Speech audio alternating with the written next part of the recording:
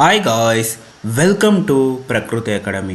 ಇಂದು 2003ರಲ್ಲಿ ನಡೆದಿರುವಂತಹ high school teacher ಅಂದರೆ CET ಎಕ್ಸಾಮಲ್ಲಿ ನಡೆದಿರುವಂತಹ ಎಜುಕೇಷನ್ ಸೈಕಾಲಜಿಗೆ ಸಂಬಂಧಪಟ್ಟಂತಹ ಪ್ರಮುಖ ಪ್ರಶ್ನೋತ್ತರಗಳ ಬಗ್ಗೆ ಚರ್ಚೆ ಮಾಡೋಣ. ಏಕೆಂದರೆ ಮುಂಬರುವಂತಹ TET ಆಗಿರ್ಬೋದು, GPSTR ಆಗಿರ್ಬೋದು, HSTR ಎಕ್ಸಾಮ್ಗೂ ಕೂಡ ತುಂಬ ಉಪಯುಕ್ತವಾದಂಥ ಮಾಹಿತಿ ಆಗಿರುತ್ತೆ. ಅದರಿಂದ ಈ ಪ್ರಶ್ನೋತ್ತರಗಳ ಬಗ್ಗೆ ಚರ್ಚೆ ಮಾಡೋಣ. ಅದಕ್ಕಿಂತ ಮುಂಚಿತವಾಗಿ ಯಾರಾದರೂ ಹೊಸಬ್ರಾಗಿದ್ದರೆ ನಮ್ಮ ಚಾನಲ್ಗೆ ಲೈಕ್ ಮಾಡಿ, ಜೊತೆಗೆ ಸಬ್ಸ್ಕ್ರೈಬ್ ಮಾಡ್ಕೊಳ್ಳಿ, ನಿಮ್ಮ ಸ್ನೇಹಿತರಿಗೂ ಶೇರ್ ಮಾಡಿ ಅಂತ ಹೇಳ್ತಾ, ಈ ಪ್ರಶ್ನೆಗಳು ಹಳೆ ಪ್ರಶ್ನೆ ಪತ್ರಿಕೆಗಳನ್ನು ಸಾಲ್ವ್ ಮಾಡ್ತಾ ಹೋದರೆ ನಮಗೆ ಯಾವ ರೀತಿ ಪ್ರಶ್ನೆಗಳು ಬರ್ತವೆ, ಜೊತೆಗೆ ಈ ಪ್ರಶ್ನೆಗಳು ಕೂಡ ಮುಂಬರುವ ಎಕ್ಸಾಮಲ್ಲಿ ಕೂಡ ಇವೇ ಪ್ರಶ್ನೆಗಳು ಕೂಡ ಬರ್ಬೋದು. ಅದರಿಂದ ನಮಗೆ ಎಕ್ಸಾಮಲ್ಲಿ ಆನ್ಸರ್ ಮಾಡೋಕ್ಕೆ ತುಂಬ ಉಪಯುಕ್ತವಾಗುತ್ತೆ. ಅದರಿಂದ ಮೊದಲನೇ ಪ್ರಶ್ನೆ ಈ ರೀತಿ ಇದೆ: ಮಗುವಿನ ಸಂಪೂರ್ಣ ಭಾವನಾತ್ಮಕ ಬೆಳವಣಿಗೆಗೆ ಸಹಾಯ ಮಾಡುವ ಉತ್ತಮ ಉಪಕ್ರಮ ಅಂತ ಇದೆ. ಆಪ್ಷನ್ಸ್ ಎ, ನೈತಿಕತೆಯನ್ನು ಬಲಪಡಿಸುವ ಕಾರ್ಯಕ್ರಮಗಳಲ್ಲಿ ಅವನನ್ನು ತೊಡಗಿಸುವುದು. ಆಪ್ಷನ್ಸ್ ಬಿ, ಭಾವನಾತ್ಮಕ ಉದ್ವೇಗಗಳಿಂದ ವಿಮುಕ್ತಿಗೊಳಿಸುವ ಸನ್ನಿವೇಶಗಳಲ್ಲಿ ಅವನನ್ನು ಇಡುವುದು. ಆಪ್ಷನ್ ಸಿ, ಭಾವೋದ್ವೇಗ ಸಂದರ್ಭಗಳಿಂದ ಅವನನ್ನು ಸಂರಕ್ಷಿಸುವುದು. ಆಪ್ಷನ್ ಡಿ, ಅವನ ಸಂರಕ್ಷಣೆ ಮತ್ತು ಸಾಮರ್ಥ್ಯಗಳನ್ನು ಹೆಚ್ಚಿಸುವುದು. ಇದಕ್ಕೆ ರೈಟ್ ಆನ್ಸರ್ ಬಂದ್ಬಿಟ್ಟು ಅವನ ಸಂರಕ್ಷಣೆ ಮತ್ತು ಸಾಮರ್ಥ್ಯಗಳನ್ನು ಹೆಚ್ಚಿಸುವುದು. ಆಪ್ಷನ್ಸ್ ಆನ್ಸರ್ ಕೂಡ ಇಲ್ಲೇ ಇದೆ ನೋಡಿ, ಅವನ ಸಂರಕ್ಷಣೆ ಮತ್ತು ಸಾಮರ್ಥ್ಯಗಳನ್ನು ಹೆಚ್ಚಿಸುವುದು. ಪ್ರಶ್ನೆ ಸಂಖ್ಯೆ 2, ರೂಢಿಯ ಉದ್ದೇಶ. ಆಪ್ಷನ್ಸ್ ಎ, ಯಶಸ್ಸು ಮತ್ತು ವಿಸ್ತೃತಿ. ಆಪ್ಷನ್ಸ್ ಬಿ, ದೀರ್ಘಕಾಲೀನ ಯಶಸ್ಸು ಮತ್ತು ನಿಧಾನಗತಿಯ ವಿಸ್ತೃತಿ. ಆಪ್ಷನ್ಸ್ ಸಿ, ತತ್ಕ್ಷಣ ಯಶಸ್ಸು ಮತ್ತು ದೀರ್ಘಕಾಲಿಕ ಹೂಡಿಕೆ. ಆಪ್ಷನ್ ಡಿ, ನಿಧಾನಗತಿಯ ಕಲಿಕೆ ಮತ್ತು ವಿಸ್ತೃತಿ.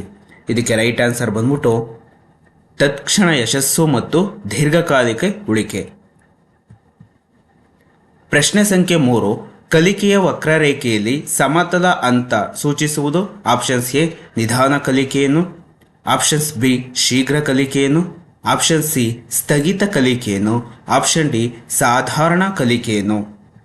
ಇದಕ್ಕೆ ಸರಿಯಾದ ಉತ್ತರ ಬಂದ್ಬಿಟ್ಟು ಸ್ಥಗಿತ ಕಲಿಕೆಯನ್ನು.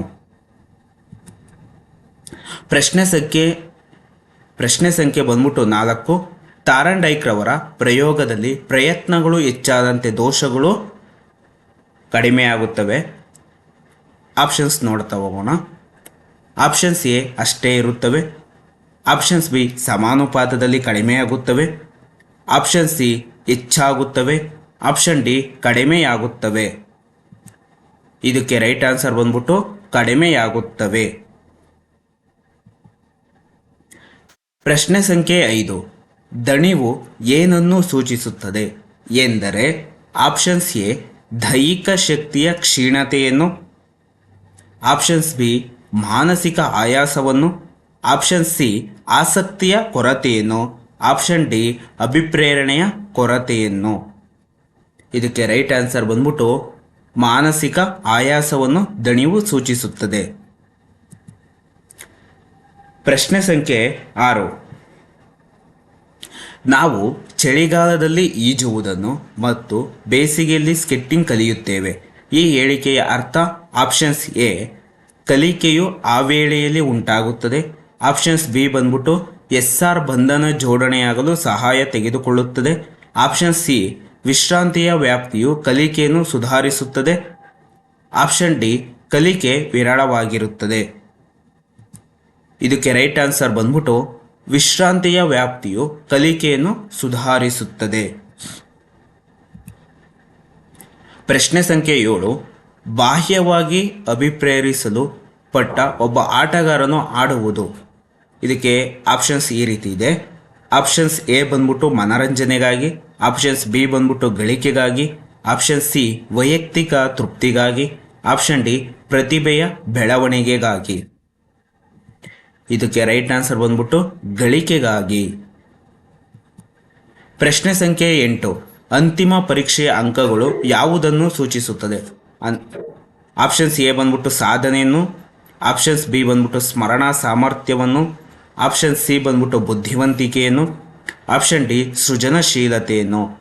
8ನೇ ಪ್ರಶ್ನೆಗೆ ಸರಿಯಾದ ಉತ್ತರ ಬಂದ್ಬಿಟ್ಟು ಸಾಧನೆಯನ್ನು ಸೂಚಿಸುತ್ತದೆ. ಪ್ರಶ್ನೆ ಸಂಖ್ಯೆ 9, 2 ಬೇರೆ ಬೇರೆ ಸಂದರ್ಭಗಳಲ್ಲಿ ಒಂದೇ ಫಲಿತಾಂಶವನ್ನು ಕೊಡುವ ಒಂದು ಪರೀಕ್ಷೆಯ ಲಕ್ಷಣ ಈ ರೀತಿ ಇರುತ್ತೆ. ನೋಡಿ, ಆಪ್ಷನ್ಸ್ ಎ ಬಂದ್ಬಿಟ್ಟು ಸಮಂಜಸತೆ, ಆಪ್ಷನ್ಸ್ ಬಿ ವಸ್ತುನಿಷ್ಠತೆ, ಆಪ್ಷನ್ ಸಿ ವಿಶ್ವಾಸನೀಯತೆ, ಆಪ್ಷನ್ ಡಿ ಪ್ರಯೋಗಾರ್ಥ. ಇದಕ್ಕೆ ರೈಟ್ ಆನ್ಸರ್ ಬಂದ್ಬಿಟ್ಟು ವಿಶ್ವಾಸನೀಯತೆ. ಇದು GPS ಟೇರ್ ಆಗಿರೋದು, HS ಟೇರ್ ಅದು ಕೂಡ ಬಹಳಷ್ಟು ಬಾರಿ ರಿಪೀಟ್ ಆಗ್ತಾ ಇದೆ. TETನಲ್ಲೂ ಕೂಡ 2023 ಪ್ರಶ್ನೆ ಪತ್ರಿಕೆಯಲ್ಲೂ ಕೂಡ ಈ ಪ್ರಶ್ನೆ ಬಂದಿದೆ. ಪ್ರಶ್ನೆ ಸಂಖ್ಯೆ 10, ಹತಾಶೆಗೆ ಕಾರಣ. ಆಪ್ಷನ್ಸ್ ಎ ನಿರೂಪಿತ ಗುರಿ, ಆಪ್ಷನ್ಸ್ ಬಿ ಉತ್ತೇಜಕಗಳು, ಆಪ್ಷನ್ ಸಿ ಬಂದ್ಬಿಟ್ಟು ಅಡೆತಡೆಗಳು, ಆಪ್ಷನ್ ಡಿ ಆಕ್ರಮಣಕಾರಿ ಪ್ರವೃತ್ತಿ. ಹತಾಶೆಗೆ ಪ್ರಮುಖವಾದಂಥ ಕಾರಣಗಳು, ಅಡೆತಡೆಗಳು ಇದಕ್ಕೆ ಸರಿಯಾದಂಥ ಉತ್ತರ ಆಗುತ್ತೆ. ಪ್ರಶ್ನೆ ಸಂಖ್ಯೆ 11, ಯಾವ ಪರೀಕ್ಷೆಯ ನಿರ್ವಹಣೆಯಿಂದ ಒಬ್ಬ ವ್ಯಕ್ತಿಯ ಒಂದು ವೃತ್ತಿಯಲ್ಲಿನ ಯಶಸ್ಸಿನ ಸಂಭಾವ್ಯತೆಯನ್ನು ನಿರ್ಧರಿಸುತ್ತದೆ? ಇದಕ್ಕೆ ಆಪ್ಷನ್ಸ್ ಎ ಬಂದ್ಬಿಟ್ಟು ವ್ಯಕ್ತಿತ್ವ ಪರೀಕ್ಷೆ, ಆಪ್ಷನ್ಸ್ ಬಿ ಸಾಧನಾ ಪರೀಕ್ಷೆ, ಆಪ್ಷನ್ ಸಿ ಬುದ್ಧಿಶಕ್ತಿ ಪರೀಕ್ಷೆ, ಆಪ್ಷನ್ ಡಿ ಅಭಿಕ್ಷಮತೆಯ ಪರೀಕ್ಷೆ. ಇದಕ್ಕೆ ರೈಟ್ ಆನ್ಸರ್ ಬಂದ್ಬಿಟ್ಟು ಅಭಿಕ್ಷಮತೆಯ ಪರೀಕ್ಷೆ ಆಗುತ್ತೆ.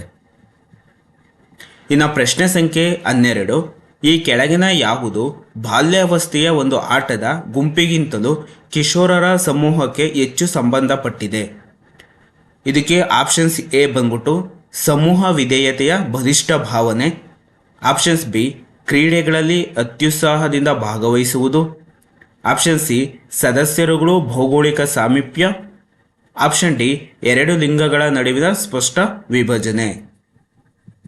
ಇದಕ್ಕೆ ರೈಟ್ ಆನ್ಸರ್ ಬಂದ್ಬಿಟ್ಟು ಸಮೂಹ ವಿಧೇಯತೆ ಮತ್ತು ಬಲಿಷ್ಠ ಭಾವನೆ.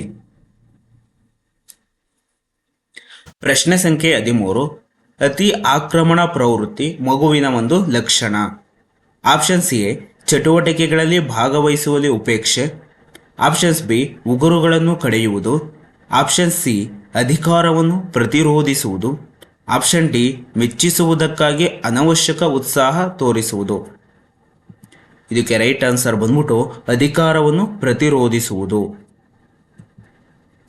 ಪ್ರಶ್ನೆ ಸಂಖ್ಯೆ 14, ಕೆಳಗಿನ ಯಾವುದನ್ನು ಒಂದು ಸಮೂಹದಲ್ಲಿ ಮಹತ್ವದ ಕಲಿಕೆಯನ್ನು ಉಂಟು ಮಾಡುವುದಿಲ್ಲ?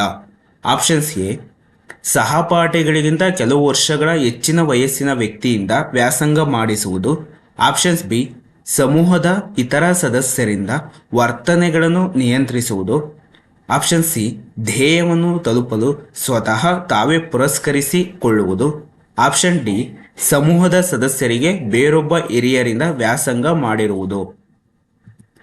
ಇದಕ್ಕೆ ರೈಟ್ ಆನ್ಸರ್ ಬಂದ್ಬಿಟ್ಟು ಸಮೂಹದ ಸದಸ್ಯರಿಗೆ ಬೇರೊಬ್ಬ ಹಿರಿಯನಿಂದ ವ್ಯಾಸಂಗ ಮಾಡಿರುವುದು.